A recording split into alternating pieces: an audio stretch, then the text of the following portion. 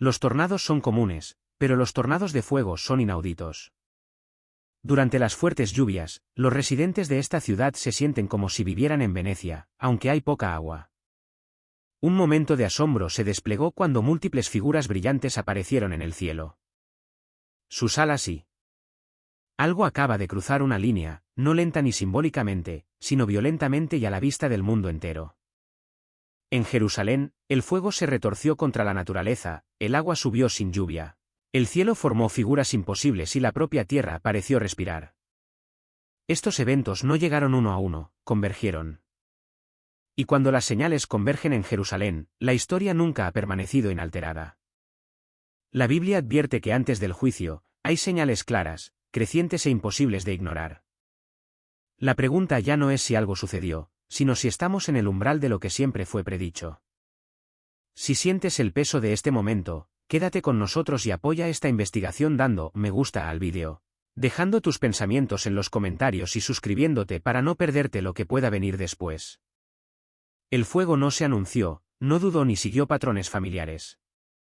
Estalló repentinamente en áreas centrales, expandiéndose con una velocidad que desafiaba las expectativas normales. Lo que comenzó como un incendio se convirtió rápidamente en algo mucho más agresivo, consumiendo espacio más rápido de lo que las condiciones normales de viento o las cargas de combustible podrían explicar. Bomberos y testigos por igual notaron cuán rápido se volvió imposible contenerlo, como si las llamas no se estuvieran propagando, sino que surgieran con intención. Aún más inquietantes fueron los informes de tornados de fuego, remolinos de fuego formándose dentro del incendio. Estos son fenómenos raros, que típicamente requieren calor extremo, inestabilidad y condiciones atmosféricas específicas. Sin embargo, aquí se vieron columnas giratorias de llamas retorciéndose hacia arriba, levantando brasas y escombros en espirales de fuego.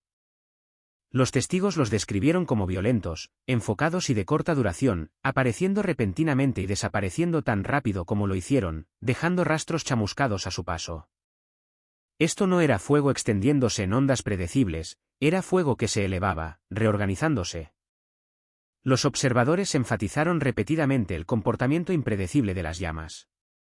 En ciertos momentos, el fuego parecía cambiar de dirección sin previo aviso, avanzando contra el flujo de aire esperado, luego deteniéndose bruscamente antes de reavivarse en otro lugar. Calles que se creían fuera de peligro quedaron repentinamente engullidas, mientras que otras áreas permanecieron extrañamente intactas. Este movimiento selectivo y errático profundizó la sensación de que algo andaba mal, que este fuego no se comportaba como lo hace normalmente.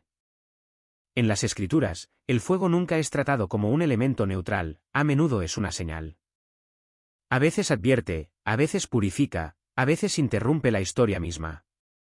Las palabras de Jesús en Lucas 12 y 49, he venido a traer fuego a la tierra, no fueron pronunciadas como consuelo, sino como una declaración de fuego como división, exposición y urgencia. El fuego revela lo que no puede permanecer oculto, fuerza un ajuste de cuentas. El profeta Joel intensifica esta imaginería, describiendo el fuego como uno de los precursores del día del Señor. En el lenguaje de Joel, el fuego aparece antes del colapso, no después, antes del juicio, no como su acto final. Es parte del sistema de advertencia, la alarma que suena mientras aún queda tiempo para responder. El fuego en este marco no es destrucción aleatoria, es un mensaje entregado en calor y luz. Es por eso que este fuego en Jerusalén perturba tan profundamente, no porque el fuego en sí sea inusual, sino por cómo llegó, cómo se movió y dónde apareció. Jerusalén ha ardido antes, pero las Escrituras registran que sus incendios nunca fueron insignificantes. Siempre ocurrieron en momentos de confrontación entre advertencia y respuesta. Este incendio fuerza la misma pregunta antigua al presente, ¿es este fuego simplemente un accidente, o es una señal? La historia muestra que cuando el fuego aparece en Jerusalén de maneras anormales, rara vez ha sido el final. Más a menudo, ha sido el comienzo de un llamado a despertar antes de que algo mucho mayor siga. Mientras el fuego aún ardía en la ciudad abajo, la atención se dirigió hacia arriba, a un lugar ya cargado de peso profético. Sobre el Monte de los Olivos, múltiples testigos informaron haber visto formas brillantes, parecidas a humanos, hechas de luz ascendiendo al cielo. No eran destellos ni reflejos, fueron descritas como formas definidas, luminosas y estructuradas, visibles el tiempo suficiente para ser notadas, señaladas y recordadas. Lo que más llamó la atención de los observadores fue la dirección del movimiento. Estas formas no flotaban de lado como las nubes, ni caían como escombros o bengalas. Se movían hacia arriba deliberadamente y con firmeza, como si ascendieran con propósito. Los testigos usaron repetidamente el mismo lenguaje, ascendiendo, elevándose, partiendo. No había sensación de aleatoriedad en el movimiento, parecía intencional, como si siguiera un camino invisible al ojo. Las descripciones variaron ligeramente, pero los patrones se mantuvieron consistentes. Algunos hablaron de siluetas alargadas, otros de extensiones parecidas a alas, todas formadas completamente de luz. El brillo no era cegador sino concentrado, lo suficientemente claro como para delinear formas contra el cielo. Es importante destacar que no hubo sonidos acompañantes, ni motores, ni rotores, ni ráfagas repentinas de ruido, solo un ascenso silencioso. Investigadores y locales descartaron rápidamente las explicaciones comunes. Ningún patrón de aeronave coincidía con el movimiento. No se detectaron drones en el área en ese momento. No hubo luces de navegación, ni marcadores parpadeantes, ni rutas de vuelo en sistemas de seguimiento públicos. El silencio en sí mismo se convirtió en parte del misterio. En una ciudad saturada de tráfico aéreo, el silencio en el cielo es raro y notable. La ubicación intensificó la inquietud. El Monte de los Olivos no es una colina común en las Escrituras. Se asocia repetidamente con momentos de movimiento divino, llegada, partida y regreso prometido. Según el registro bíblico, es el lugar donde Jesús ascendió y el lugar donde la profecía dice que se revelará su regreso. Los movimientos en esta ubicación nunca han sido tratados como ruido de fondo simbólico, son puntos focales. En las Escrituras, la luz a menudo señala presencia, no espectáculo. Los ángeles no se presentan con caos, sino con claridad y autoridad. Cuando aparecen mensajeros divinos, se mueven con propósito. No vagan, no actúan, van a donde son enviados. Eso es lo que perturbó a muchos que presenciaron estas formas luminosas. La sensación de que esto no era una exhibición, sino una transición. Ya fueran estas figuras angelicales, atmosféricas o algo aún inexplicable, el momento no puede separarse del patrón más amplio que se desarrollaba en Jerusalén. Fuego abajo, luz arriba, tierra inquieta, agua subiendo. Las Escrituras muestran repetidamente que cuando el cielo y la tierra comienzan a responder juntos, no es para confundir, sino para advertir. Este momento sobre el Monte de los Olivos no exige conclusiones inmediatas, pero sí exige atención. Porque en el registro bíblico, el movimiento desde esa montaña siempre ha marcado un punto de inflexión. Quédate con nosotros mientras continuamos, porque lo que siga a continuación puede ayudar a aclarar si estas señales son misterios aislados o parte de una historia mucho más grande que se desarrolla. El agua llegó sin permiso del cielo. No hubo acumulación de nubes, ni viento en aumento, ni lluvia registrada antes o durante el evento.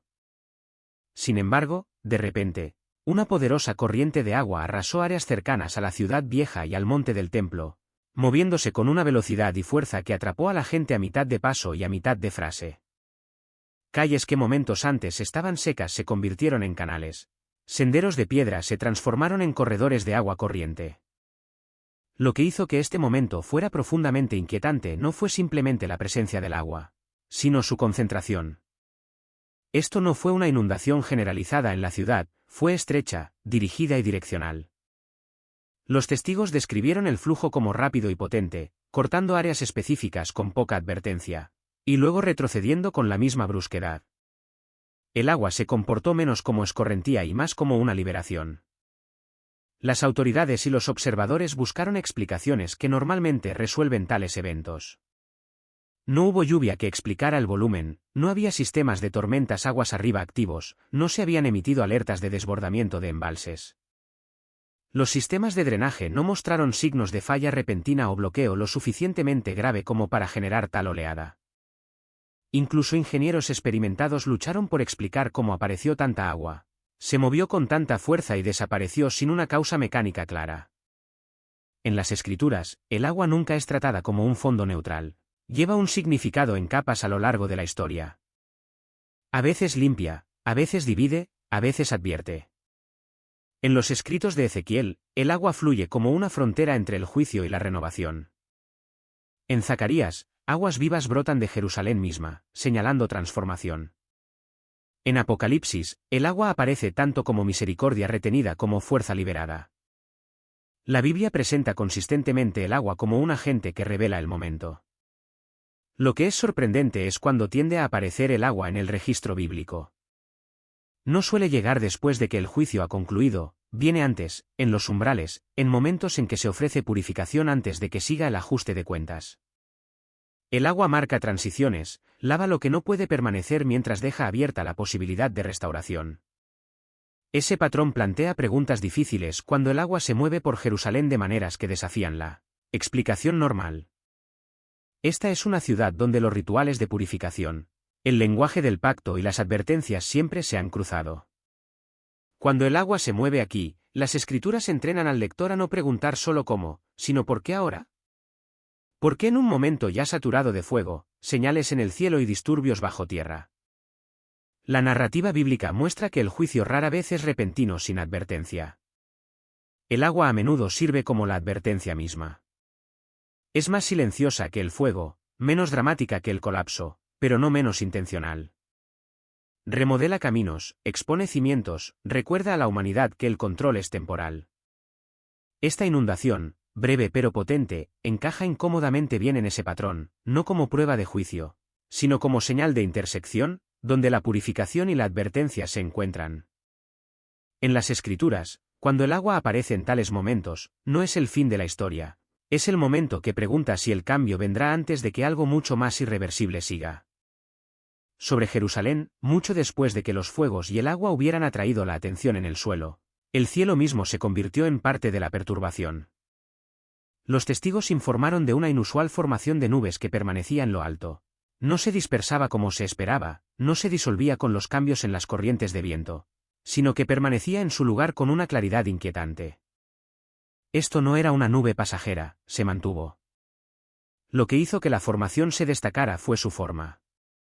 Múltiples observadores desde diferentes puntos de vista describieron el mismo contorno de forma independiente, una estructura parecida a una mano con lo que parecían ser extensiones definidas que se asemejaban a dedos. La simetría era impactante. No se parecía a vapor aleatorio o bancos de nubes en capas, parecía formado, estructurado de una manera que invitaba naturalmente a la interpretación. Meteorológicamente, la formación planteó preguntas. Las nubes rara vez mantienen una simetría tan coherente durante periodos prolongados, especialmente sobre un entorno urbano activo donde el calor, las corrientes de aire y las diferencias de altitud normalmente desintegran las formaciones rápidamente. Sin embargo, esta nube permaneció estable, no se cizalló, no se fragmentó. Permaneció el tiempo suficiente para ser fotografiada, discutida y temida en silencio. En las Escrituras, la imagen de una mano lleva un gran significado. La mano de Dios no es una decoración poética, significa acción directa. A veces frena el juicio, a veces lo desata, a veces señala autoridad sin moverse aún. En el relato del Éxodo, la mano de Dios se extiende sobre Egipto en señales antes de que llegue el juicio final. En los profetas, la mano de Dios se levanta como advertencia mucho antes de que golpee. Una mano levantada no es impacto, es intención hecha visible. Es importante destacar que la mano bíblica a menudo aparece en momentos de pausa. Marca un espacio entre la decisión y el resultado. Es el momento en que el poder se revela pero aún no se ejecuta. Esa tensión importa. Una mano levantada puede golpear o retirarse. Las Escrituras colocan consistentemente la responsabilidad en la respuesta humana durante esa pausa. Visto de forma aislada, una extraña nube podría ser descartada. Pero colocada junto al fuego que se comporta de forma antinatural, el agua que aparece sin tormenta, la luz que asciende del monte de los olivos y la tierra que se agita sutilmente bajo la ciudad, la imagen adquiere peso.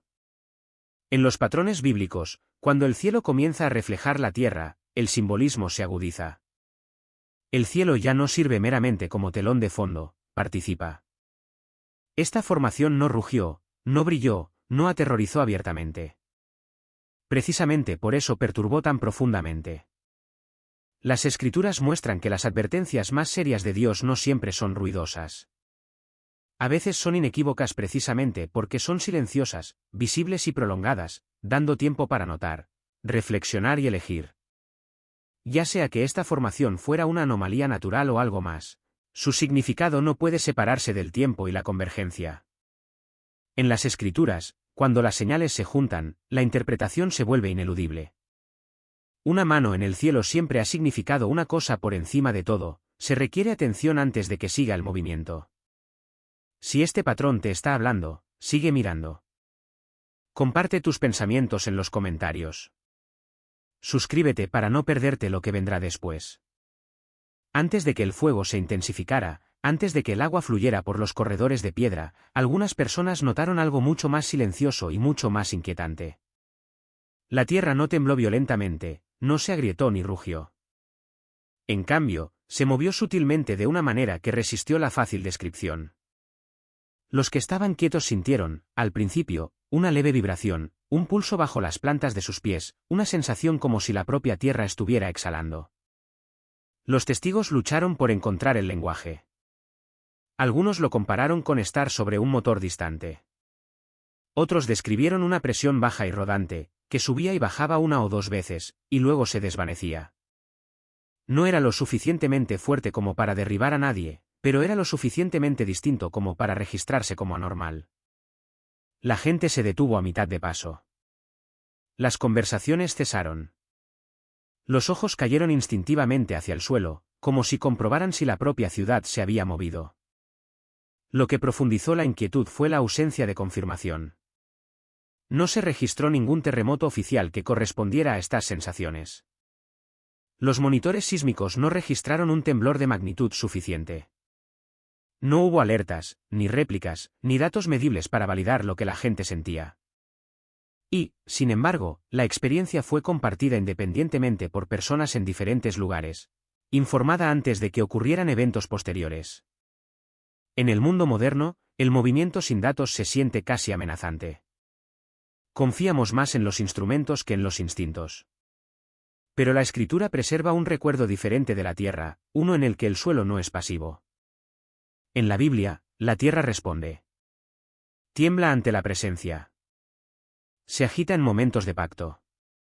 Reacciona cuando el orden divino se enfrenta a la resistencia humana. En el monte Sinaí, la tierra tembló no por tectónica, sino por encuentro. Cuando Jesús murió, la tierra tembló, no como ruido de fondo, sino como testigo. En los escritos proféticos, el movimiento sutil a menudo precede a una transición importante, señalando que algo invisible ha entrado en escena. La tierra se mueve primero, antes de que las estructuras caigan o descienda el fuego. Este tipo de movimiento no se trata de destrucción, se trata de anuncio, una advertencia sentida más que escuchada, una señal registrada en el cuerpo antes de que la mente pueda descartarla. La Biblia nunca trata tales momentos como aleatorios. Ocurren en umbrales cuando se forman decisiones, cuando el tiempo se estrecha, cuando las consecuencias se acercan pero aún no están selladas. Lo que hace que estos informes de Jerusalén se destaquen es su momento. Las sensaciones llegaron antes de la escalada, antes del espectáculo, antes de la crisis visible. No fueron reacciones al caos, sino precursores. En los patrones bíblicos, ese orden importa. Las advertencias de Dios a menudo llegan primero en silencio, y solo se vuelven más fuertes si se ignoran. La tierra respirando es una descripción profundamente humana, pero quizás precisa. Aliento en la Escritura significa vida, espíritu, presencia. Cuando la tierra parece respirar, sugiere no colapso sino despertar, una alerta de que algo fundamental está siendo abordado. Este no es el lenguaje del juicio final, es el lenguaje del acercamiento. Y las Escrituras muestran que cuando la tierra comienza a moverse sin romperse, es a menudo porque la propia historia se le pide que haga una última pausa antes de elegir hacia dónde irá. Lo que ha inquietado a muchos observadores no es solo lo que sucedió en Jerusalén, sino cuándo sucedió. Estos eventos se desarrollaron durante Elul, un periodo que en la tradición bíblica no se asocia con celebración, conquista o espectáculo. Elul es una temporada de pausa, un estrechamiento de la atención, un tiempo apartado para el inventario moral y el ajuste de cuentas interno.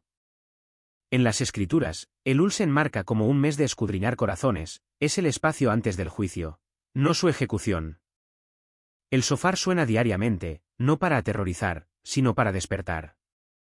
Está destinado a interrumpir la rutina, a romper la complacencia, a recordar a las personas que el tiempo se acerca a la rendición de cuentas. Elul no grita, susurra insistentemente. Ese contexto cambia la forma en que se leen estos eventos. Fuego, agua, señales en el cielo, movimiento en la tierra. Si hubieran ocurrido durante un festival o un tiempo de guerra, podrían haber sido descartados como caos colateral. Pero Elul es diferente. Bíblicamente, es el mes en que es más probable que aparezcan las advertencias porque es el mes diseñado para la respuesta. Las Escrituras muestran consistentemente que la calamidad a menudo se alinea con la reflexión, no con la distracción. La Biblia advierte repetidamente contra ignorar las señales que aparecen durante los tiempos señalados. En los libros proféticos, la frustración de Dios no es principalmente con el pecado en sí, sino con la ceguera, ver advertencias y negarse a interpretarlas. Jesús reprendió a aquellos que podían leer el clima pero no los tiempos. El fracaso no fue falta de información, sino falta de discernimiento. Ese es el peligro de tratar los momentos de Elul como coincidencias. La coincidencia asume aleatoriedad, la Escritura asume intención. No es que cada evento sea juicio, sino que el momento tiene significado. En el marco bíblico, Dios habla a través de la alineación cuando el mensaje y el momento se cruzan. Elul está construido precisamente para esa intersección. Los patrones proféticos muestran que Dios a menudo retiene la acción final durante esta temporada. En cambio, expone, perturba, saca las cosas a la luz sin sellar aún los resultados. Elul no es el martillo, es la mano levantada, la advertencia antes del veredicto, la pausa antes de la consecuencia. Es por eso que el momento importa más que el espectáculo. El espectáculo puede distraer, el momento dirige. Una señal pequeña en el momento equivocado significa poco, una señal sutil en el momento adecuado lo significa todo. En las Escrituras, los momentos más decisivos son a menudo los silenciosos, cuando las personas aún tienen la capacidad de regresar. Jerusalén ha experimentado muchos eventos dramáticos a lo largo de la historia, pero cuando las señales de advertencia se alinean con Elul, la implicación no es pánico, es responsabilidad. La temporada en sí misma hace una pregunta mucho antes que los eventos. ¿Qué harás con la advertencia mientras el tiempo permanezca abierto? Esto no declara un final, declara una oportunidad. Las Escrituras muestran que cuando las personas responden durante Elul, el juicio puede ser retrasado o eliminado por completo. Pero cuando Elul pasa ignorado, lo que sigue ya no es negociable. Continúa con nosotros porque lo que venga después probará si estas señales son meramente notadas o verdaderamente entendidas. Debajo de las perturbaciones visibles en Jerusalén, una capa más silenciosa se ha estado formando, una que no quema, inunda o sacude, pero que tiene peso por lo que representa. Junto con los eventos recientes, la atención ha regresado a preparativos relacionados con el templo que se consideraban latentes, simbólicos o distantes. Estos desarrollos no surgieron de la noche a la mañana. Sin embargo, su convergencia dentro del mismo periodo ha inquietado a los observadores que estudian los patrones bíblicos. Han resurgido referencias a la vaca roja, a vasijas sagradas reconstruidas según descripciones antiguas y a un entrenamiento sacerdotal renovado rastreado por linaje en lugar de nombramiento moderno. Individualmente, ninguno de estos elementos es nuevo. Lo inusual es su preparación simultánea. Históricamente, estas preparaciones nunca se han alineado fácilmente. Han pasado siglos en los que existía una sin las otras. Retrasos, lagunas e imposibilidades definieron el proceso. La alineación fue la excepción, no la regla. Las Escrituras tratan tal alineación con cautela. La preparación no equivale a permiso, la preparación no obliga a la acción. En la historia bíblica, el esfuerzo humano a menudo llega a su fin solo para ser interrumpido por la restricción divina. El rey David preparó los materiales para el templo, pero se le prohibió construirlo. El pueblo de Israel estuvo listo en momentos en que Dios dijo, todavía no. La preparación reveló la intención, pero la autoridad permaneció en otra parte. Esta distinción importa. En la Biblia, el juicio nunca es provocado solo por la preparación humana. La acción divina sigue el tiempo divino. Cuando los humanos se mueven más rápido que ese tiempo, las Escrituras registran interrupción, no afirmación. Esa interrupción a menudo se malinterpreta, parece reversión o fracaso, pero no es ni una ni otra, es corrección. Es por eso que la calamidad que aparece junto con la preparación conlleva tanta tensión. Si estas interrupciones estuvieran destinadas a cancelar lo que se estaba formando, las escrituras describirían la remoción. En cambio, el patrón sugiere pausa, interrupción sin borrado, advertencia sin destrucción. En las narrativas bíblicas, Dios a menudo interrumpe en el momento en que la humanidad cree estar finalmente lista, no para negar el propósito, sino para realinearlo. Esta es la señal que muchos temen más, no porque prediga el colapso, sino porque exige moderación. Una advertencia que ralentiza el impulso, desafía la ambición, la expectativa y la certeza.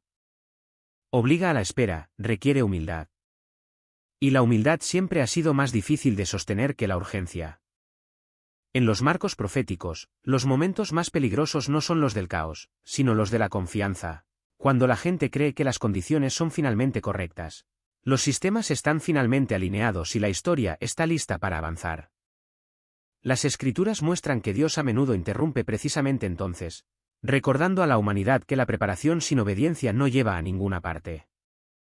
Visto de esta manera, las calamidades recientes no se leen como cancelación, se leen como interrupción con propósito, una recalibración, una señal de que la velocidad no es el objetivo, que el movimiento sin permiso solo lleva a la fractura. La pregunta final que este momento plantea no es sobre lo que la humanidad se está preparando para hacer, sino sobre lo que Dios está permitiendo que proceda. Las escrituras muestran repetidamente que cuando las advertencias aparecen en momentos de preparación, no están destinadas a acelerar la historia, sino a ralentizarla lo suficiente para que tengan lugar el arrepentimiento, la alineación y la moderación antes de que las consecuencias se vuelvan irreversibles. A lo largo de las escrituras, el juicio nunca es impulsivo, es deliberado, precedido y contenido por advertencia. Cuando la Biblia describe catástrofes, casi siempre coloca algo antes, un mensaje, una señal, una pausa. El patrón es lo suficientemente consistente como para convertirse en un principio en lugar de un tema. Dios advierte primero. En los días de Noé, el diluvio no llegó sin aviso. Las escrituras registran décadas de advertencia, mientras la vida continuaba con normalidad, construyendo, casándose, planeando. La catástrofe llegó solo después de que las advertencias fueran burladas e ignoradas. El diluvio no fue repentino en la línea de tiempo de Dios, solo en la percepción de la humanidad. El arca misma se erigió como un mensaje visible mucho antes de que cayera la lluvia. En Sodoma, el juicio esperó. La ciudad fue investigada. Hubo diálogo. Se extendió misericordia hasta el umbral más pequeño de rectitud. El fuego no cayó mientras el arrepentimiento aún fuera posible, solo cuando la corrupción se completó y el rechazo fue absoluto llegó la destrucción. Incluso entonces, se proporcionaron rutas de escape. La advertencia precedió a la consecuencia. En Egipto, el juicio se desarrolló gradualmente. Las señales se intensificaron. Cada plaga fue una invitación a detenerse, a liberar, a girar. El colapso de Egipto no fue el resultado de una negativa, sino de una resistencia repetida a la advertencia. Las escrituras dejan claro que el faraón endureció su corazón varias veces antes de que siguiera la devastación final. Nínive se erige como el ejemplo más disruptivo para las expectativas humanas. Una ciudad conocida por su violencia recibió una advertencia tan breve que pareció insuficiente. Sin embargo, el arrepentimiento, imperfecto pero sincero, hizo que el juicio fuera retirado por completo. Las escrituras no registran vacilación o demora por parte de Dios. La misericordia reemplazó la destrucción de inmediato. La advertencia cumplió su propósito. Estos relatos establecen un marco bíblico claro: el juicio no es el primer movimiento de Dios, la advertencia lo es. Y la advertencia no se da para predecir la inevitabilidad, sino para invitar al cambio. Las escrituras presentan repetidamente la catástrofe como el resultado de advertencias ignoradas, no de un destino ineludible. Ese marco importa cuando las señales vuelven a aparecer, especialmente en Jerusalén. Fuego que se comporta de manera antinatural, agua que llega sin tormenta, el cielo formando formas que provocan reflexión, la tierra agitándose sin explicación sísmica, el momento alineándose con temporadas de arrepentimiento, la preparación intersectando con la interrupción. Ninguno de estos por sí solo declara juicio. Juntos, se parecen a algo que las Escrituras describen bien: advertencia antes de la decisión. La Biblia nunca trata tales momentos como entretenimiento o coincidencia. Se tratan como encrucijadas, momentos en los que a la humanidad se le da espacio para responder antes de que las consecuencias se solidifiquen. El patrón de advertencia existe precisamente porque el deseo de Dios no es la destrucción sino el regreso. Lo que hace que este momento sea aleccionador no es el miedo, sino la responsabilidad. Las Escrituras muestran que las advertencias pierden su poder solo cuando son desestimadas. El silencio sigue al rechazo, y el silencio en el registro bíblico es mucho más peligroso que el ruido. Esto no declara un final, declara una ventana, una pausa antes del movimiento, una oportunidad antes del cierre. La historia muestra que cuando se atienden las advertencias, los resultados cambian. Cuando se ignoran, la historia no lo hace. Ese es el patrón que la Escritura deja atrás, y pone el peso del momento no en la especulación, sino en la respuesta. Si este mensaje resuena, apoya el canal dando me gusta al vídeo, compartiendo tus pensamientos respetuosamente en los comentarios y suscribiéndote para continuar esta investigación. Gracias por ver. Día Fenómeno. Vamos a desvelar la poderosa historia detrás de la puerta sellada de Jerusalén y a hacer la pregunta que el mundo se atreve a susurrar: ¿se está moviendo porque el rey viene? Está situada directamente frente al Valle del Cedrón, hacia el Monte de los Olivos, formando una línea geográfica y profética que se adentra en el corazón de la historia sagrada de Jerusalén. A diferencia del bullicioso muro occidental o la radiante cúpula de la roca, la puerta oriental está sellada y silenciosa. Sus dos arcos de piedra están tapiados. Desgastada y a menudo pasada por alto por los visitantes casuales, podría parecer solo otra reliquia de un pasado lejano. Pero para aquellos que conocen su historia, esta puerta es un marcador divino, un testigo silencioso de la gloria antigua y un presagio de eventos venideros. En las tres religiones abrahámicas, esta puerta tiene una profunda importancia. En el judaísmo, se cree que el Mesías algún día entrará en Jerusalén a través de esta misma puerta, cumpliendo las profecías mesiánicas y trayendo redención a Israel. En el cristianismo, la creencia es paralela. Se dice que Jesús entró por esta puerta el Domingo de Ramos, cumpliendo la profecía de Zacarías de un rey montado en un burro, y regresará por ella nuevamente como Rey de Reyes. En el Islam, aunque la puerta en sí no se menciona directamente en el Corán, su proximidad a la mezquita de Al-Aqsa y su ubicación en el lado este de la ciudad, cerca de donde se cree que ocurrirá el juicio final, la hace espiritualmente significativa en las tradiciones escatológicas. Pero más allá de nombres y asociaciones religiosas, la puerta oriental representa algo aún mayor. Es un umbral, una línea divisoria entre el tiempo y la eternidad. Según el profeta Ezequiel, la gloria del Señor entró al templo por esta puerta y también salió de él, señalando la desobediencia de Israel y la partida del favor divino. En muchos sentidos, esta puerta no es solo una entrada física sino un portal de presencia donde el cielo una vez tocó la tierra y donde puede hacerlo de nuevo. En el año 1541, sucedió algo notable, algo que daría forma al panorama profético de Jerusalén durante siglos. El Imperio Otomano, bajo el gobierno del sultán Suleimán el Magnífico, estaba en la cima de su poder.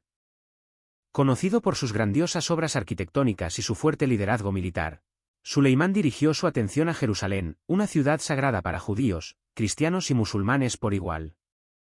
Como parte de su campaña para restaurar y fortificar los muros de Jerusalén, Suleimán tomó una decisión particular que ha dejado a académicos, teólogos y observadores de profecías asombrados hasta el día de hoy. Ordenó que la puerta oriental fuera completamente sellada. Se usaron enormes piedras y mortero para bloquear los dos arcos de la puerta. Desde entonces, nadie ha entrado o salido por ella. Lo que llama la atención es que nunca ha surgido ningún decreto o documento oficial que explique por qué lo hizo. Los registros son silenciosos. No hubo amenaza militar, ni razón política apremiante, y sin embargo la acción fue decisiva y permanente. Muchos creen que la razón no reside en la política o la estrategia, sino en el temor profético. Según la tradición judía, el Mesías, el ungido prometido por los profetas, entraría en Jerusalén desde el este a través de la misma puerta que Suleimán selló. Esta no era una creencia marginal, era una expectativa ampliamente aceptada, que llevaba un profundo significado nacional y religioso. Y no era solo una esperanza, era una advertencia para cualquiera que pudiera oponerse al plan de Dios. Si Suleimán creía verdaderamente en el Mesías judío es desconocido, pero ciertamente estaba al tanto de las profecías locales. Sus acciones parecen sugerir que no quería arriesgarse. Por lo tanto, no solo selló la puerta, sino que también construyó un cementerio musulmán justo delante de ella. Esto tampoco fue una coincidencia. Según la ley levítica, un Cohen, sacerdote judío, descendiente de Aarón, tiene prohibido entrar en contacto con los muertos, para no volverse ritualmente impuro. Levítico 21:1. Al colocar un cementerio delante de la puerta, Suleimán estaba creando un bloqueo espiritual, haciendo casi imposible que cualquier figura sacerdotal, y mucho menos el Mesías profetizado, se acercara. Fue un acto estratégico envuelto en simbolismo religioso, un muro de piedra reforzado por un campo de tumbas, un audaz intento de un imperio terrenal de detener lo que el cielo había predicho. Y, sin embargo, en un sorprendente giro de ironía divina, las acciones de Suleimán en realidad cumplieron la profecía en lugar de frustrarla. En Ezequiel 44:2, el profeta escribe: «Esta puerta permanecerá cerrada. No será abierta, y nadie entrará por ella. Porque el Señor, Dios de Israel, entró por ella, por lo tanto, permanecerá cerrada». Este pasaje ha resonado a lo largo de los siglos, apuntando a un misterio sagrado. La puerta está sellada no porque el hombre lo haya ordenado, sino porque Dios ya pasó por ella, y ahora está esperando, conteniendo la respiración hasta el regreso del Señor. Lo que Suleimán entendió como una defensa contra la profecía se convirtió, en el plan soberano de Dios, en una confirmación de ella. Su sellado de la puerta no fue un acto de resistencia, fue una obediencia involuntaria a un mandato escrito cientos de años antes. Al intentar bloquear el cumplimiento de la palabra de Dios, Suleimán pudo haberse convertido en parte de ella, un emperador humano intentando silenciar el cielo, solo para ser utilizado como herramienta en el desarrollo de la profecía divina. La puerta permanece cerrada. El cementerio todavía yace delante de ella. Pero también la palabra del Señor. Y ningún muro de piedra puede permanecer para siempre contra las promesas de Dios. Durante casi 5 siglos, ha permanecido sellada, silenciosa, quieta e intacta. Pero ahora, algo se está agitando. Aquellos que viven cerca del área, adoran en el Monte de los Olivos o visitan regularmente el Monte del Templo han comenzado a compartir sus testimonios. Estas no son salvajes teorías de conspiración ni proclamaciones ruidosas hechas para el foco de atención. Más bien, son relatos susurrados de peregrinos, guías turísticos y adoradores locales, muchos de los cuales no tienen más agenda que el asombro y la reverencia. Describen fenómenos extraños, sutiles, casi imperceptibles al principio, pero profundamente inquietantes en su consistencia. Algunos informan de grietas que se forman en la antigua piedra de la puerta, no el desgaste típico de la edad o el clima, sino grietas que aparecen repentinamente en mampostería sólida que ha estado firme durante cientos de años. En algunos lugares, las piedras que antes estaban al ras ahora parecen haberse desplazado mínimamente, como si la puerta se estuviera ajustando, estirando o preparándose para algo invisible. Otros describen polvo que se desliza de las juntas de mortero, cayendo al suelo incluso cuando no hay viento. En una ciudad tan seca y cálida como Jerusalén, el polvo no es inusual, pero el polvo que cae de un muro sellado que no se ha movido en siglos, eso plantea preguntas. Hay informes no verificados y testimonios personales que sugieren que algo inusual está sucediendo cerca de la puerta oriental, extraños sonidos, débiles temblores y una silenciosa sensación de inquietud que atrae la atención de aquellos con corazones espiritualmente sensibles. Entre los más mencionados se encuentran los sutiles temblores, suaves vibraciones sentidas bajo los pies, especialmente por aquellos que vienen a orar o a estar en quietud cerca de la puerta. Estas no son las vibraciones causadas por construcciones cercanas o tráfico de paso. Jerusalén tiene mucho de ambos. Estos temblores se sienten más profundos, como un latido bajo la piedra, como si la propia tierra recordara algo que el mundo ha olvidado. Aún más sorprendentes son los gemidos apagados o los sonidos de retumbar bajo informados por algunos que están cerca de la puerta. Estos sonidos no son ni fuertes ni constantes, pero son persistentes. Los testigos los describen como ruidos bajos, casi inaudibles, como presión acumulándose detrás de una gran puerta o bisagras antiguas preparándose lentamente para girar una vez más. Aunque estas señales aún no han sido confirmadas oficialmente, para quienes las han experimentado, no son fáciles de descartar. Es como si las piedras mismas estuvieran susurrando, y Jerusalén estuviera conteniendo la respiración, esperando el regreso de algo santo. Naturalmente, estos informes han sido recibidos con una variedad de respuestas. Los escépticos los descartan como coincidencias. Citan erosión, actividad sísmica, desplazamientos de cimientos o el envejecimiento normal de la arquitectura de siglos de antigüedad. Desde un punto de vista académico o de ingeniería, estas explicaciones parecen plausibles. Después de todo, las estructuras de piedra se expanden y contraen con el tiempo. Los terremotos, tanto grandes como pequeños, son parte del perfil geológico de la región. Pero para los creyentes, el momento de estas señales es más que geológico, es profético. Ven estos fenómenos no como aleatorios, sino como profundamente significativos. En un mundo marcado por guerras, pandemias, terremotos y convulsiones morales, muchos están volviendo a las Escrituras para entender. Y la puerta oriental, largamente pasada por alto, está volviendo a atraer la atención, como si Dios estuviera llamando suavemente al umbral de la historia. La Biblia nos recuerda que los caminos de Dios no siempre son ruidosos o dramáticos. De hecho, a menudo obra a través de señales silenciosas que solo los espiritualmente sintonizados notarán. En Hebreos 11:3 leemos: por la fe entendemos que el universo fue formado por el mandato de Dios, de modo que lo que se ve no se hizo de lo visible. Este versículo nos recuerda que el mundo espiritual a menudo precede y da forma a lo físico.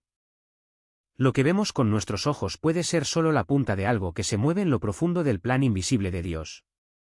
Es por eso que, para el corazón vigilante, un susurro de polvo o una piedra que se mueve puede significar más que todos los truenos de un desfile. Piensa en los grandes movimientos de Dios a lo largo de las Escrituras. Cuando Elías buscó al Señor, el viento desgarró las montañas, la tierra tembló y el fuego rugió. Pero Dios no estaba en esos. En cambio, vino en un suave susurro, un Reyes 19. Cuando el Salvador del mundo entró en nuestra historia, no vino con ejércitos sino en un pesebre en Belén. Cuando cabalgó hacia Jerusalén para cumplir la profecía de Zacarías, no fue en un caballo de guerra sino en un humilde burro.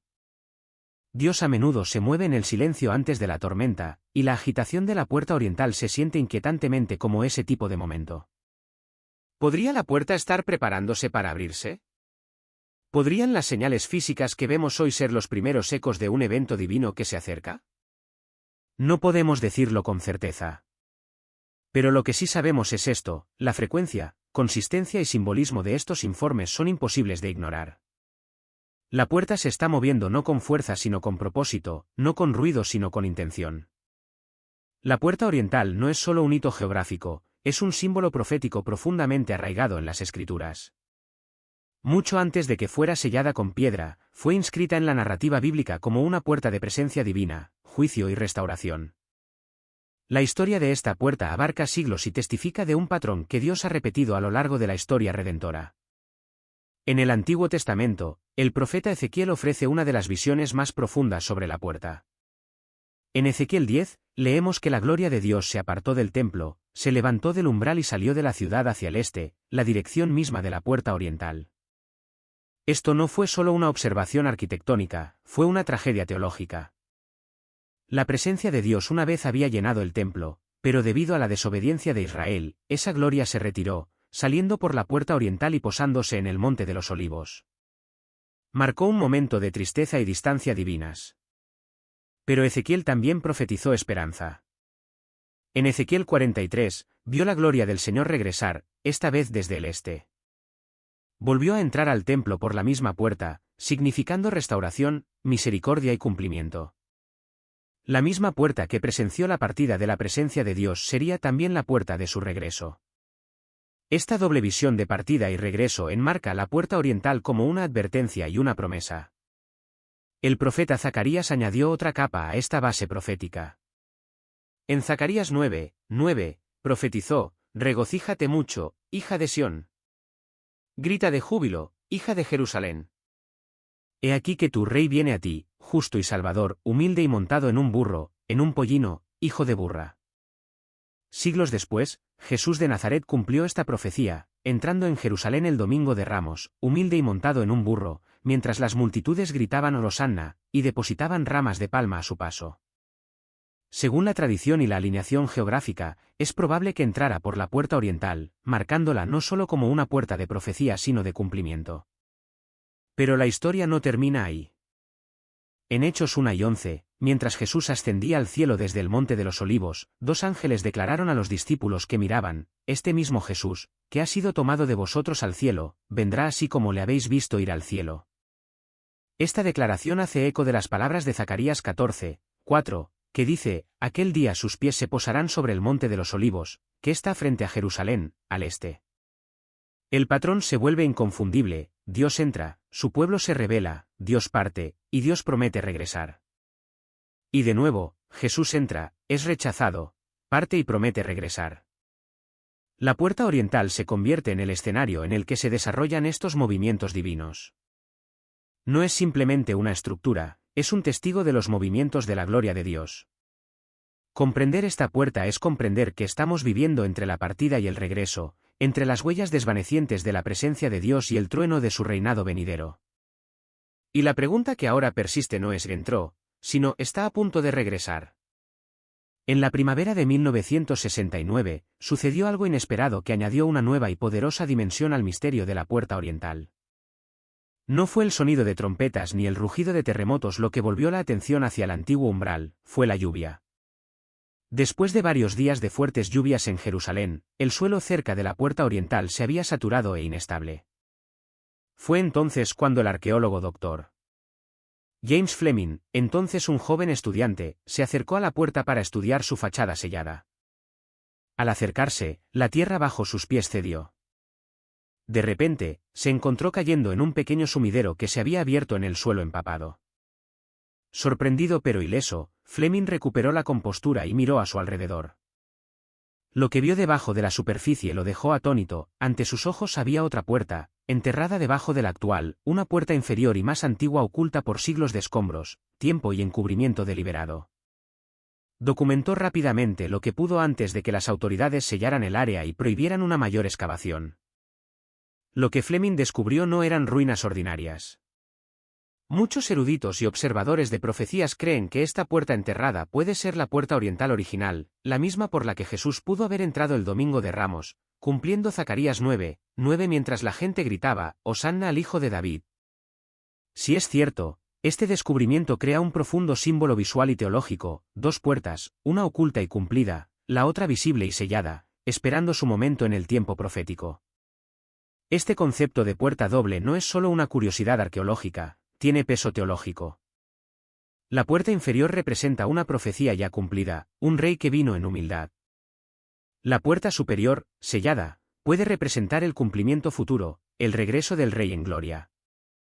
Estas no son meramente piedras apiladas unas sobre otras, son capas de narrativa divina talladas en los cimientos de Jerusalén por el tiempo, selladas por la historia y descubiertas, quizás intencionalmente, en un momento preciso. Las implicaciones son asombrosas.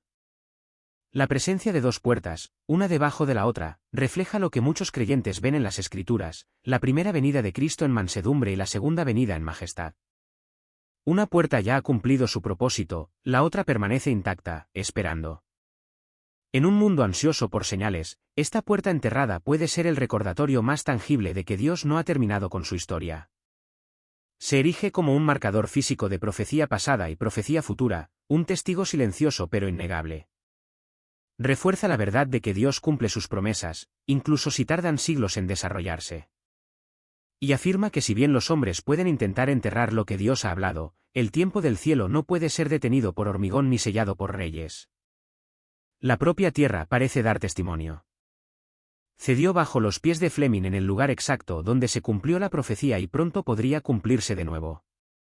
¿Coincidencia? Quizás. Pero para aquellos que observan las señales y estudian las Escrituras, se siente como algo más, un eco de la tierra, recordándonos que el rey que una vez vino, ciertamente volverá. Pocas ciudades en la tierra tienen el peso espiritual que tiene Jerusalén. Pero incluso dentro de Jerusalén, hay una línea sagrada de alineación, un camino que se extiende desde el Monte de los Olivos a través del Valle del Cedrón hasta la puerta oriental y hacia el Monte del Templo. Esto no es solo una disposición geográfica, es como si la ciudad misma hubiera sido construida para contar una historia, para actuar como un lienzo sobre el cual Dios pintaría su plan de redención y regreso. Esta alineación es precisa.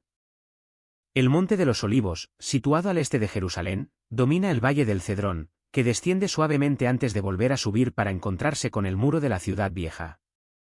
Y anidada en ese muro se encuentra la puerta oriental, directamente enfrente del Monte del Templo. Esta secuencia, Monte de los Olivos, Valle del Cedrón, Puerta Oriental, Templo, no es aleatoria. Forma un eje espiritual, uno que ha resonado a lo largo de las Escrituras y el tiempo. En las visiones del profeta Ezequiel, este camino exacto ocupa un lugar central. En Ezequiel 10, el profeta ve cómo la gloria del Señor se aparta del templo, sale por la puerta este y descansa en el Monte de los Olivos. Más tarde, en Ezequiel 43, ve la gloria regresar desde el este, volviendo a entrar al templo por la misma ruta. La dirección no es incidental, es esencial. Dios se mueve con intención, y su gloria viaja por este corredor profético que conecta la montaña, el valle y la puerta. Siglos después, Jesús mismo recorrió este mismo camino. El Domingo de Ramos, descendió del Monte de los Olivos, cruzó el Valle del Cedrón y entró en Jerusalén, muy probablemente por la puerta oriental, cumpliendo la profecía de Zacarías de un rey humilde que llega en un burro.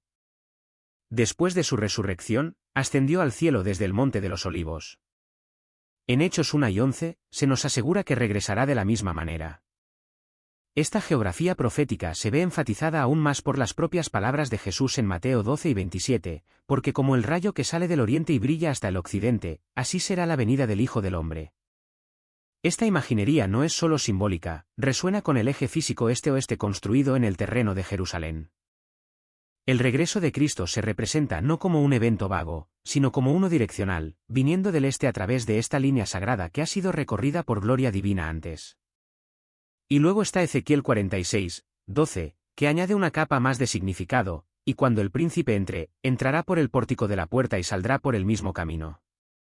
Este versículo, a menudo asociado con la figura mesiánica, pinta una imagen de un evento futuro: la puerta se abrirá una vez más, no por mano del hombre, sino por decreto divino, para dar la bienvenida al Rey legítimo. Jerusalén es más que una ciudad, es un mapa profético. Cada colina, cada valle, cada camino empedrado está empapado de significado. La puerta oriental se erige no solo como una estructura, sino como un umbral de destino, y la geografía que la rodea es el escenario que Dios ha preparado para el acto final de la historia. En la Jerusalén actual, pocos lugares son tan cargados emocional y políticamente como el área alrededor de la puerta oriental.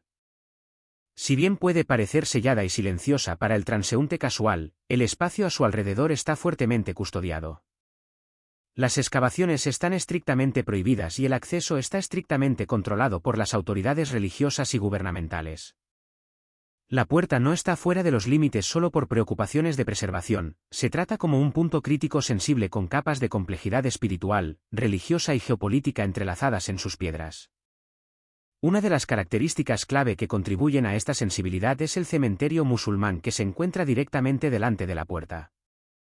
Establecido por los otomanos en el siglo XVI, este cementerio no fue colocado allí por accidente. Sirve tanto a una función espiritual como política. Según la ley judía, un sacerdote o cohen no puede pasar por un cementerio sin volverse ritualmente impuro. Y dado que se espera que el Mesías tenga linaje sacerdotal, este cementerio actúa como un bloqueo simbólico. Pero en tiempos modernos, también es una declaración territorial, una afirmación de presencia y autoridad religiosa sobre el espacio sagrado. A lo largo del último siglo, ha habido numerosos incidentes cerca de la puerta oriental. Ocasionalmente se han intentado excavaciones no autorizadas, a veces por individuos que buscan descubrir artefactos antiguos, y otras veces por fanáticos religiosos que intentan reabrir la puerta como un acto profético. Estos actos, aunque a menudo simbólicos, han provocado protestas y han atraído una rápida intervención de las fuerzas de seguridad. Incluso las actividades menores alrededor de la puerta pueden provocar reacciones intensas, no solo a nivel local, sino también de observadores de todo el mundo. ¿Por qué tanta tensión por un muro antiguo? Porque la puerta oriental es mucho más que una reliquia histórica. Se encuentra en la intersección de tres grandes religiones, cada una con sus propias expectativas del fin de los tiempos. Es una puerta del destino, que muchos creen que está ligada al regreso del Mesías, al juicio venidero y a la restauración del reino de Dios. Manipularla no es simplemente desafiar una pieza de arquitectura, es entrar en el flujo de la profecía, tocar algo sagrado. Es por eso que los gobiernos dudan, los líderes religiosos pisan con cuidado y los peregrinos se acercan con reverencia. Porque en el corazón de Jerusalén, la puerta oriental es más que piedra, es una promesa sellada esperando ser cumplida. En Mateo 24, Jesús se sienta en el Monte de los Olivos, mirando a Jerusalén, y pronuncia una de las enseñanzas más profundas y aleccionadoras de todas las Escrituras, su discurso sobre el fin de la era. Entre las muchas señales que dio, una destaca por su sutileza y precisión, la parábola de la higuera. Jesús dijo: «Aprended de la higuera esta lección, cuando sus ramas se vuelven tiernas y brotan hojas, sabéis que el verano está cerca. Así también, cuando veáis todas estas cosas, sabed que está cerca, a las puertas». Durante siglos, esta ilustración desconcertó a eruditos y creyentes por igual. Pero todo cambió en 1948, cuando la nación de Israel renació, un evento milagroso después de casi 2 milenios de dispersión. Muchos observadores de profecías creen que este renacimiento fue el brote de la higuera, la señal de que el verano profético está cerca, tal como Jesús lo describió. Desde ese momento, el reloj ha estado corriendo. Generación tras generación ha observado cómo el paisaje de la profecía se desarrollaba. Y como Jesús predijo, las señales solo se han vuelto más intensas e innegables. La pila de señales es aleccionadora. Ha habido terremotos en diversos lugares, como predijo Jesús. El colapso moral de las sociedades, donde el bien se llama mal y el mal se llama bien, se ha vuelto común. El surgimiento de falsas enseñanzas, incluso dentro de las iglesias, ha extraviado a muchos. Las guerras y los rumores de guerras dominan los titulares, y la inestabilidad global se siente más como profecía en desarrollo que como fracaso político. Y ahora, algo antiguo se agita en las piedras de Jerusalén, la puerta oriental, sellada durante casi 500 años, intacta por el hombre y cerrada por decretos divinos, está comenzando a mostrar signos de movimiento. Grietas en la piedra, polvo que cae sin causa, temblores bajo los pies, susurros en el silencio. Para el espiritualmente alerta, esto no es erosión, es expectativa. La puerta sellada se está despertando, y la profecía ya no es una sombra lejana, se siente cercana, urgente, inminente. Esto nos lleva a una pregunta profunda: cuando Jesús dijo que está a las puertas, ¿qué quiso decir? Tradicionalmente, esa frase se ha entendido como simbólica, la idea de que Jesús está cerca, de que su regreso es inminente. Pero ¿qué pasa si no es solo simbólico? ¿Y si Jesús lo quiso decir de manera bastante literal? ¿Y si la puerta de la que habló no era solo una figura retórica, sino una puerta física? ¿Y si esa puerta es la puerta oriental de Jerusalén, la misma por la que entró en humildad, y la misma por la que la profecía dice que volverá a entrar en gloria? Tendría perfecto sentido, la alineación de profecía, geografía, historia y ahora señales visibles, todas apuntando a un lugar. Si es así, entonces el mensaje es claro: no solo estamos en los últimos días, podemos estar parados justo en el umbral. Muchos descartan el renacimiento de Israel. Muchos continúan ignorando las señales. Pero para aquellos que tienen ojos para ver, las piezas proféticas están formando una imagen completa.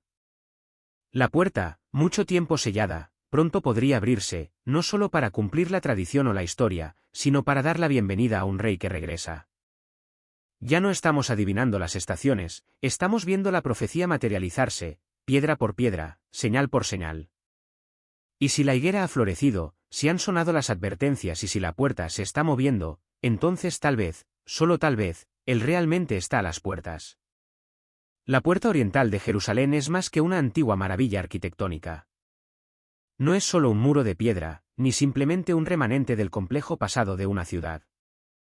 Es un testigo, un centinela silencioso que ha resistido el auge y la caída de imperios, a través de tormentas y conquistas, a través de la profanación y la devoción. Mientras los reinos han cambiado y los gobernantes han desaparecido, la puerta oriental permanece sellada, observando, esperando. Ha visto reyes marchar bajo su sombra. Ha visto mesías proclamados y profetas rechazados. Ha resistido la furia de los hombres y la erosión del tiempo.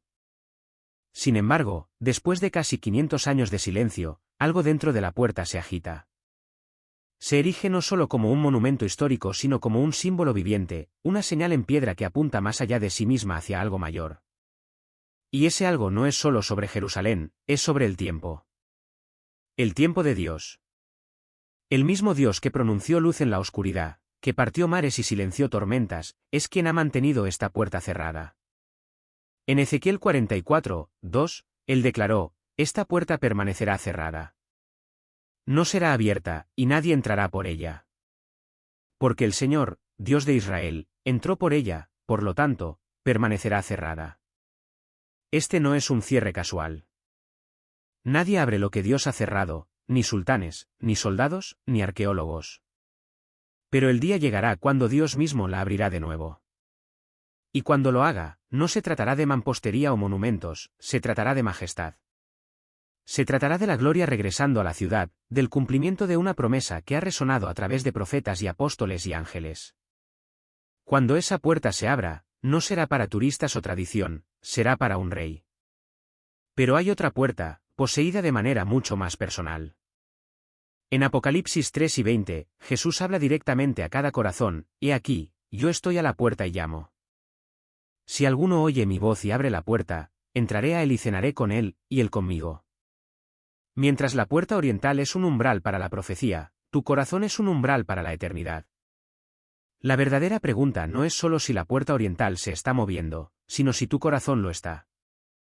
¿Has sido sellado por el dolor, el orgullo, el miedo o la duda?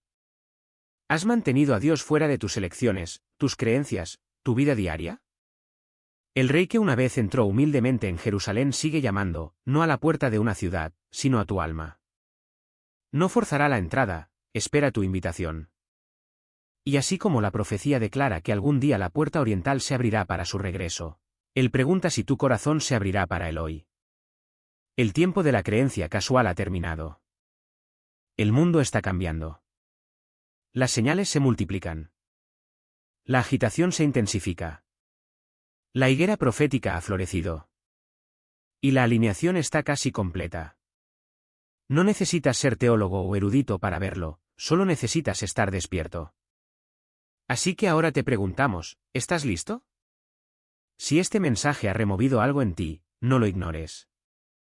Tómate un momento para reflexionar, para orar, para abrir la puerta de tu propio corazón y decir, ven, Señor Jesús. Porque esto no es solo un vídeo, es un llamado, una advertencia, una invitación y quizás un último recordatorio de que el tiempo es corto y la eternidad está cerca. Si crees que la puerta se está moviendo, si crees que el Rey viene, entonces no te quedes en silencio.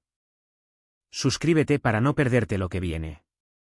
Comparte este mensaje porque alguien que conoces puede estar dormido ante las señales. Reza porque esto no es solo contenido, es una cuenta regresiva. Las señales se agitan, las piedras se mueven, la puerta se mueve y el rey se acerca. La puerta, sin embargo, sigue siendo un ejemplo llamativo de arquitectura magistral. A diferencia de la mayoría de las puertas que se integran en los muros circundantes, el lado este de la puerta dorada sobresale 2 metros, lo que la hace fácilmente reconocible. La puerta presenta 2 lados intrincadamente decorados, que reflejan la artesanía de sus constructores. La estructura consta de 2 pasajes principales claramente visibles en su diseño. La planta baja incluye una sala abovedada dividida por 4 robustas columnas, que conduce a los visitantes a la puerta de la misericordia, Bab al-Rama, y a la puerta del arrepentimiento, Bab al-Tauba. Arriba, hay una sala con 2 grandes cúpulas y 3 pares de cúpulas más pequeñas situadas sobre las naves inferiores. Pero la característica más intrigante se encuentra en el lado este, que originalmente tenía 2 grandes puertas, cada una enmarcada por un arco semicircular y adornada con bandas decorativas, separadas por una columna fuerte. Cada puerta medía 3,9 metros de ancho y fue sellada durante la era otomana, lo que le dio a la puerta una apariencia más solemne y cerrada. El diseño de la puerta dorada comparte similitudes con otras estructuras del Levante, lo que ilustra la fusión de influencias culturales presentes en la región. El salón principal, al que se accede por la puerta, se abre a un área rectangular abovedada de 20,37 metros de largo y 10,5 metros de ancho. Originalmente, este espacio presentaba 6 cúpulas elípticas poco profundas, que luego fueron reemplazadas por 2 más grandes. Estas cúpulas descansan sobre arcos sostenidos por pilares en las entradas y columnas centrales, creando un ritmo armonioso que guía a los visitantes a través de esta área históricamente y espiritualmente significativa. Pero la historia no termina aquí. La fusión de elementos de diseño, rica historia y diversas influencias culturales hacen de la Puerta Dorada una parte verdaderamente notable y cautivadora del complejo de Al-Aqsa. Sirve no solo como una puerta, sino como un pasaje a través del tiempo y la cultura, mostrando la extraordinaria artesanía y brillantez arquitectónica de sus constructores. El diseño de la Puerta Dorada incluye una característica distintiva donde la fachada se extiende 2 metros desde el muro, despertando curiosidad sobre su propósito y significado histórico. La larga y accidentada historia de la puerta incluye numerosas aperturas y cierres. Los musulmanes la sellaron por primera vez en 810, pero los cruzados la reabrieron en 1102, solo para que Saladino la sellara una vez más en 1187. Más tarde, en 1541, el sultán otomano Suleimán el Magnífico restauró la puerta y los muros circundantes de la ciudad, pero finalmente los selló permanentemente, un cierre que permanece hasta hoy. La decisión de Suleimán de sellar la puerta se debió a más que solo defensa. Su elección estaba vinculada a creencias religiosas, ya que la tradición judía sostiene que el Mesías entrará en Jerusalén a través de la Puerta Dorada. Sabiendo que los musulmanes también consideran a Jesús un Mesías, Suleimán pudo haber sellado la puerta para evitar la entrada de falsos mesías. Para asegurarse de esto, los otomanos construyeron un cementerio frente a la puerta, creyendo que Elías, que se espera que preceda al Mesías, no podría cruzar un cementerio. Sin embargo, las leyes judías hacen excepciones para que los sacerdotes entren en cementerios en ciertas circunstancias. En tiempos más recientes, las autoridades israelíes cerraron el acceso a la Puerta Dorada en 2003, citando su gestión por parte de un grupo vinculado a Hamás. Esto también tuvo como objetivo prevenir la construcción no autorizada por parte del Ba'ath Islámico, que estaba dañando artefactos judíos antiguos. A pesar de estos desafíos, el interior de la puerta se reabrió a los adoradores musulmanes en febrero de 2019, pero la puerta en sí permaneció sellada. Este cierre continuo destaca cómo la historia, la religión y la política continúan dando forma a la historia de la Puerta Dorada. A lo largo de los siglos, los muros y puertas de Jerusalén han sido derribados y reconstruidos en múltiples ocasiones, pero la puerta oriental se erige como la más antigua, manteniendo su ubicación original a lo largo de la historia. Durante los importantes esfuerzos de reconstrucción de Suleimán entre 1539 y 1542, la puerta oriental permaneció sin cambios. Las grandes piedras del siglo VI a.C., probablemente colocadas durante el tiempo de Nehemías, reflejan las profundas raíces históricas de la puerta. Sin embargo, la parte más intrigante llega en 1541, cuando Suleimán eligió sellar la puerta oriental. Esta no fue simplemente una decisión de construcción, tuvo un profundo significado, cumpliendo una profecía en el libro bíblico de Ezequiel escrita más de 2000 años antes. La acción de Suleimán, motivada por su fe islámica, también subrayó las interconexiones entre diferentes tradiciones religiosas y el significado compartido de esta antigua ciudad. La puerta sellada enfrentó más desafíos. Durante la Guerra de los 6 días, algunos soldados judíos intentaron forzar la apertura de la puerta oriental, creyendo que sería una gran victoria. Sin embargo, un líder judío ortodoxo se opuso firmemente a esto, insistiendo en que la puerta debía permanecer cerrada hasta la llegada del Mesías, de acuerdo con la tradición religiosa. La historia no termina ahí. En la Primera Guerra Mundial, en 1917, las autoridades musulmanas tenían planes de destruir por completo la puerta para anular la profecía y afirmar el control. Sin embargo, sus esfuerzos fracasaron cuando, en el día previsto para la demolición, la ciudad pasó a control británico. Este giro inesperado añadió otra capa de complejidad a la narrativa histórica y espiritual de la Puerta Oriental. Con las acciones de cada grupo aparentemente parte de un destino mayor, invisible, los rabinos judíos creen firmemente que el Mesías vendrá como un poderoso líder militar del Este, entrando por la Puerta Oriental de Jerusalén para señalar la liberación de la ciudad. En un intento por prevenir esto, los musulmanes sellaron la puerta hace siglos y establecieron un cementerio delante de ella, creyendo que ningún rabino devoto cruzaría un cementerio. Sin embargo, este acto solo sirvió para enfatizar la misma profecía que intentaban prevenir. Ahora, pasemos a otra historia también en Jerusalén. Un antiguo sello de piedra descubierto recientemente en Jerusalén arroja luz sobre la historia bíblica de la región. Este sello, que tiene alrededor de 2700 años, fue descubierto cerca del muro sur del Monte del Templo en el Parque Nacional de la Ciudad de David. Está hecho de piedra negra y presenta un grabado de una figura protectora alada, que es un símbolo común de protección divina en las culturas antiguas. El sello también contiene inscripciones hebreas que dicen Yahazer y Yosayau. Estos nombres son significativos porque coinciden con los de dos individuos mencionados en la Biblia, particularmente en el libro de Jeremías. Yahazer es identificado como una figura prominente durante el reinado del rey Joacim, y se cree que Osayau es otra persona notable de la era bíblica. Este descubrimiento es importante por varias razones. Primero, proporciona evidencia arqueológica que ayuda a validar la existencia de personas a las que se hace referencia en la Biblia, apoyando la idea de que estas figuras eran individuos históricos reales. Segundo, ofrece información sobre la cultura material de la antigua Jerusalén, especialmente durante el período del Primer Templo, una época en la que Jerusalén era un centro clave de política y religión. Los arqueólogos han señalado que el diseño del sello es bastante elaborado, y pudo haber sido utilizado con fines administrativos o religiosos, ya que los sellos se usaban a menudo para marcar documentos, posesiones o decretos oficiales. La combinación de la figura alada y las inscripciones indica que probablemente estaba asociado con alguien de importancia, posiblemente incluso un funcionario real o religioso. Este descubrimiento contribuye a nuestra comprensión del mundo antiguo y de las personas que vivieron en Jerusalén durante un periodo de importantes eventos religiosos y políticos. Se suma a un creciente cuerpo de evidencia arqueológica que conecta los restos materiales del pasado con las historias que se encuentran en los textos antiguos, particularmente la Biblia. ¿Cuándo ocurrirá la segunda venida de Jesús? Muchos cristianos esperan con ansias la segunda venida de Jesucristo a la tierra, donde se espera que reine durante 1000 años.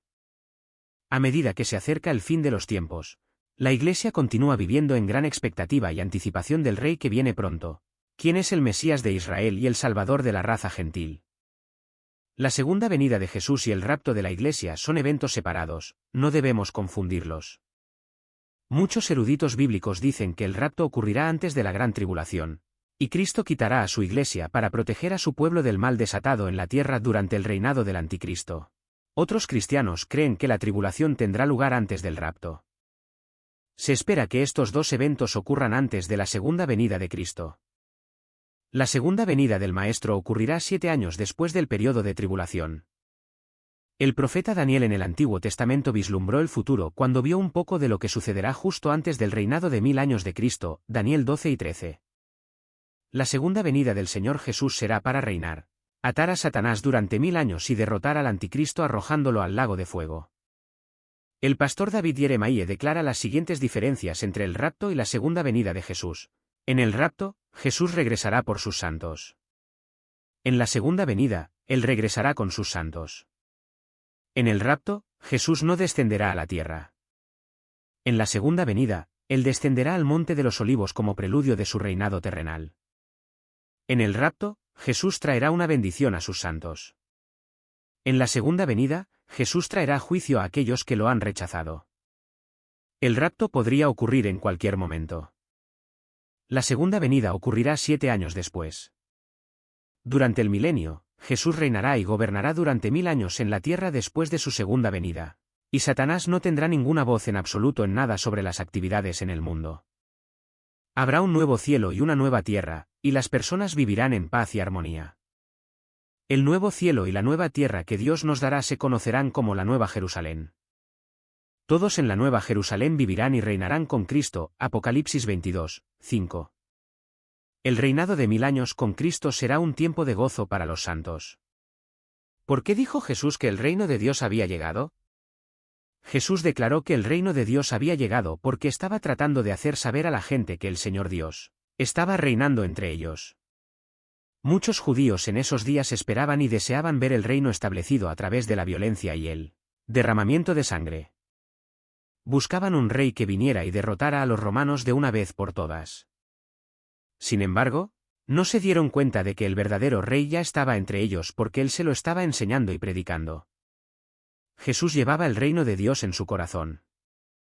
A donde quiera que iba, lo compartía con aquellos con quienes entraba en contacto. Los poderosos actos que Jesús realizó también fueron testimonios vivientes de que el reino de Dios estaba en operación en medio del pueblo. Mientras Jesús caminaba entre los judíos, además de enseñar y predicar sobre el reino de Dios a la gente, Realizó muchas sanaciones, señales, prodigios y milagros. Muchas personas que vieron los milagros de Jesús quedaron asombradas. Un día, estando en una barca con sus discípulos, surgió una tormenta aterradora de tal manera que todos los discípulos tuvieron mucho miedo. Los discípulos temieron por sus vidas y despertaron a Jesús, que estaba dormido. Cuando Jesús se despertó, reprendió a la tormenta y a las olas. Inmediatamente la tormenta se calmó. Los discípulos en la barca vieron lo que hizo y dijeron, ¿qué clase de hombre es este? Incluso el viento y las olas le obedecen. Mateo 8 y 27 NLT. Los poderosos actos del Señor que realizó mientras estuvo físicamente aquí en la tierra fueron todas pruebas de que el reino de Dios había llegado a un mundo oscuro y moribundo. Hechos 2 y 22, 1 Corintios 4, 4-20. ¿Sabía Jesús cuándo llegaría la segunda venida? Cuando los discípulos preguntaron sobre el fin de la era, Jesús respondió que nadie excepto Dios Padre sabía el día ni la hora. Mateo 12 y 36. Cuando Jesús describió el fin de la era, incluyó detalles que muchos eruditos identifican como el rapto. 2 hombres estarán en el campo, uno será llevado y el otro dejado. Mateo 12 y 40. Si el rapto viene antes de la segunda venida, y solo Dios Padre sabe cuándo ocurrirá, podemos suponer que Jesús no sabe cuándo ocurrirá el rapto o la segunda venida. Solo Dios Padre sabe de tales asuntos. A su debido tiempo, Él le pasará esta información a su Hijo. ¿Sabemos cuándo ocurrirá la segunda venida? Como se indicó anteriormente en el texto, nadie excepto Dios Padre sabe cuándo ocurrirá la segunda venida de Cristo. Se nos dan indicios en las Escrituras sobre este gran evento futuro, pero ninguna fecha definida. Permanecemos en lo desconocido con respecto a estos dos grandes eventos. ¿Cómo podemos prepararnos para la segunda venida de Jesús? Podemos prepararnos para la segunda venida del Señor haciendo lo siguiente: 1. Acercándonos al Señor. Pasar tiempo de calidad con Dios en oración y comunión con el Señor es una de las mejores maneras en que podemos prepararnos para la segunda venida del Señor. La oración nos acercará a nuestro Creador y creará el deseo de permanecer cerca de Él. Si permanecemos cerca del Señor, la segunda venida no nos tomará por sorpresa ni desprevenidos. 2. Leyendo las Escrituras. Cada vez que leemos la palabra de Dios, nos acercamos más al Señor debido al poder que reside en las Escrituras. Además, al leer la palabra de Dios, recibiremos direcciones sobre cómo vivir rectamente y prepararnos para su segunda venida. 3. Viviendo en santidad. Vivir una vida de santidad complacerá al Señor. Sin santidad evidente en nuestras vidas, no estaremos preparados para la segunda venida del Señor. La santidad debe convertirse en un estilo de vida que vivamos en nuestra vida cotidiana si hemos de vivir y reinar con Cristo. 4. Manteniendo nuestro enfoque en el Señor. Nuestro enfoque debe estar en el Señor si queremos permanecer en alerta máxima para la venida del Salvador resucitado. El diablo tiene la intención de hacernos perder el enfoque para que nos volvamos demasiado ocupados, confundidos, desanimados e incluso nos desviemos del rumbo. Si el diablo puede hacer que estas cosas malas nos sucedan, tendrá una buena oportunidad de hacernos perder la segunda venida de Cristo. Estaremos tan ocupados tratando de encontrar la felicidad en nuestra propia fuerza que no dependeremos del Señor para que nos ayude. Podemos perder fácilmente nuestro celo por seguir sirviendo al Señor, lo que en última instancia nos hará perder la segunda venida del Señor. 5. Amándonos y perdonándonos mutuamente. La Biblia dice que el amor cubre una multitud de pecados, 1 Pedro 4, 8, y que Dios Padre no nos perdonará si no perdonamos a otros, Mateo 6 y 15. Si no podemos amarnos y perdonarnos mutuamente, estamos en un gran problema con Dios y no podemos ser parte del reinado de 1000 años con Cristo. El amor es el ingrediente que nos mantiene unidos. Sin él, nos volveremos fríos el uno hacia el otro, conflictivos y sin perdón. Mientras el reloj sigue corriendo y nos acercamos al fin de la era, debemos vivir en santa preparación, sabiendo que la venida del Señor está cerca. El Antiguo Testamento termina con esta expectativa, porque aquí, viene el día, ardiente como un horno, y todos los arrogantes y todos los que hacen maldad serán como paja, y el día que viene los consumirá, dice el Señor de los ejércitos, de modo que no les dejará ni raíz ni rama. mas para vosotros que teméis mi nombre, el sol de justicia se levantará con curación en sus alas, y saldréis y brincaréis como terneros del establo, y pisotearéis a los malvados, pues serán como ceniza bajo las plantas de vuestros pies en el día en que yo actúe, dice el Señor de los ejércitos. He aquí, yo os enviaré a Elías el profeta antes del gran y terrible día del Señor. Malaquías 4, 1, 3, 5. No había una profecía clara en el Antiguo Testamento de que este día del Señor, con su juicio abrasador contra el mal y su sanación y saltos de alegría para los que temen a Dios, vendría en dos etapas separadas por 2000 años. La perspectiva profética del Antiguo Testamento miraba las montañas cercanas y lejanas en la cordillera del futuro de Dios y las veía como temporalmente indistintas. Es decir, Dios les concedió ver y decir muchas cosas verdaderas sobre estas montañas de eventos futuros de Dios, pero Dios no les concedió ver cuánto tiempo transcurrió entre cada evento. ¿Qué tan ancho era el valle entre estas dos montañas? ¿O eran dos montañas? No podían decirlo. Gloriosa perplejidad. Viene el día, ardiente como un horno. El sol de justicia se levantará con curación en sus alas. Así que, cuando Jesús el Mesías llegó, no ardiendo como un horno y pisoteando a sus enemigos, sino como el sol de justicia con curación en sus alas, creó una gloriosa perplejidad. Es gloriosa porque en su venida, vida, muerte, resurrección de los muertos y ascensión al Padre, Jesús logró de una vez por todas cosas estupendas y maravillosas en las que todos los ángeles del cielo desearían poder mirar. 1 Pedro 1:12. Y es una perplejidad porque la consumación de la aplicación de esos logros a su pueblo y a la creación aún no ha ocurrido, y no sabemos cuándo ocurrirá. La compra, el rescate de todos los elegidos, de todos los que creerán en todas las edades, se pagó completa y finalmente de una vez por todas. Él ha aparecido una vez para siempre al fin de los siglos para quitar el pecado por el sacrificio.